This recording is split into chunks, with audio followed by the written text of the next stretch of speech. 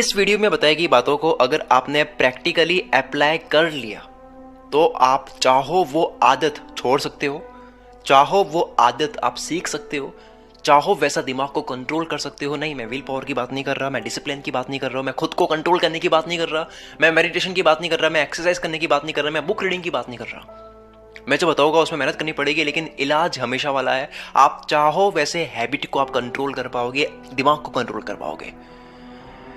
एक होता है अंग्रेजी इलाज जो कुछ वक्त के लिए ठीक कर देता है पर जड़ से इलाज नहीं होता है, और एक होता है आयुर्वेदिक इलाज जो हमेशा के लिए इलाज करता है। तो कोई भी आदत मारने का, बुरी से बुरी लत को तोड़ने का आयुर्वेदिक जैसा हमेशा वाला इलाज लेकर आया हूं मैं इस वीडियो में, बिना साइड इफेक्ट के।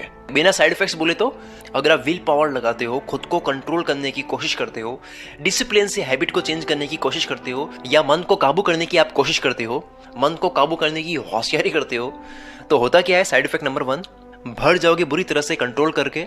उसके बाद में जब बांध फटेगा तो और ज्यादा करोगे उसको। जैसे सिगरेट हो गया, पॉर्न हो गया, मास्टरबेशन हो गया, प्यार मोहब्बत वाली कोई चीजें होगी जहां से आपको बाहर आना है, आलस हो गया, गुस्सा हो गया, ज्यादा नींद लेना हो गया, फास्ट फूड हो गया। ये सब आप कम करने की जितनी कोशिश करोगे, जितना आप अपने आप को टॉर्चर करोगे, उतना ही एक दिन आप फटोगे, आप ज्यादा करने लग जाओगे। साइड इफेक्ट नंबर 2, मन पर काबू करने की आप जबरदस्ती करोगे तो आपको होगी एंजाइटी, स्ट्रेस आपका बढ़ जाएगा, हालत आपकी खराब हो जाएगी, क्योंकि कुछ आदतें ऐसी होती है जो ड्रग से भी ज्यादा एडिक्टिव होती है।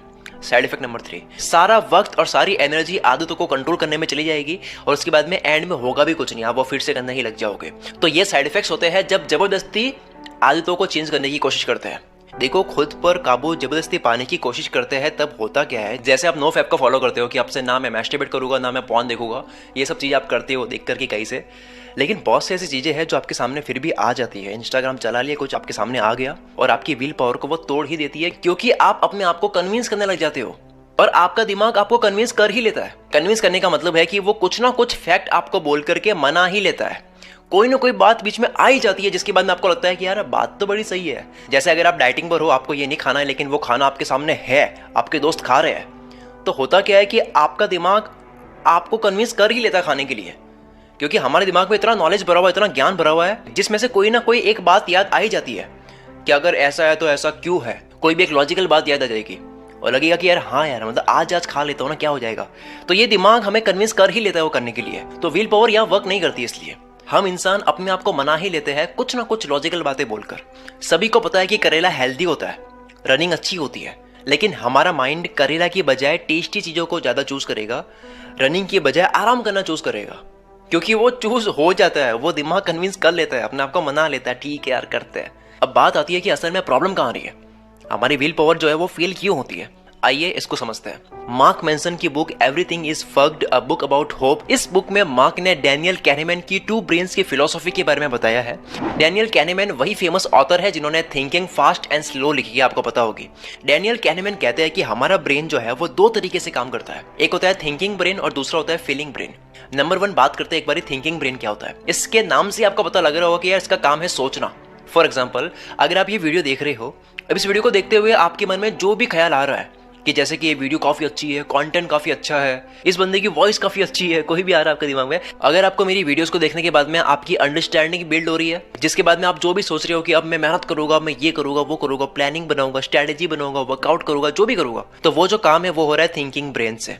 यानी आपको जो भी ख्याल आता है जिसमें आप जोड़ बाकी गुणा भाग पूरा एक हिसाब लगाते हो, एक तरह से लॉजिकल सोचते हो, तो वो होता है थिंकिंग ब्रेन से। ये लॉजिकल ब्रेन आप इसको बोल सकते हो। इसको इमोशन समझ नहीं आते हैं, ये सिर्फ गणित समझता है, इसको सिर्फ हिसाब समझ आता है।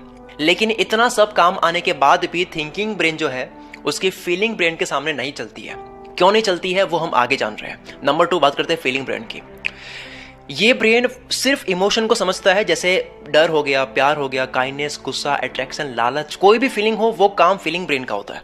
इसको आपकी कमिटमेंट से लेना देना नहीं होता है, आपके साथ क्या नुकसान होगा, क्या आपने सोच रखा है जिंदगी में क्या बनना है, क्या करने से क्या होता है, ये सब चीजें इसको पता नहीं होती है। आप कितना ही कंट्रोल करने की कोशिश करो, इसको कोई लेना देना नहीं होता है, ये आपसे करवा ही देगा, कैसे भी करके आपको कन्विंस करके ये आपसे करवा ही देगा। ये जो फीलिंग वाला ब्रेन है। अब बात करते हैं कि फीलिंग ब्रेन को कैसे यूज करें।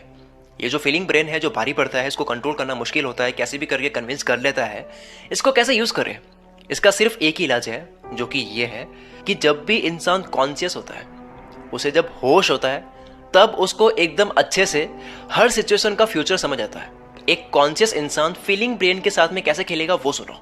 जैसे कोई इंसान है, उसको 4 घंटे की पढ़ाई करनी है, उसको 4 घंटे में ये कंप्लीट करना है ताकि आगे और वो चीज़ें कर पाएगा। ये तो कह रहा है थिंकिंग ब्रेन। फीलिंग्स क्या कह रही है कि नेटफ्लिक्स ओपन कर लेता हो, मनी हाइस्ट का 5वां सीजन आया वो देख लेता हो, कंप्लीट कर लेता हो, एक एपिसोड देख लेता हो, एक एपिसोड को देखने के बाद में पढ़ लूंगा।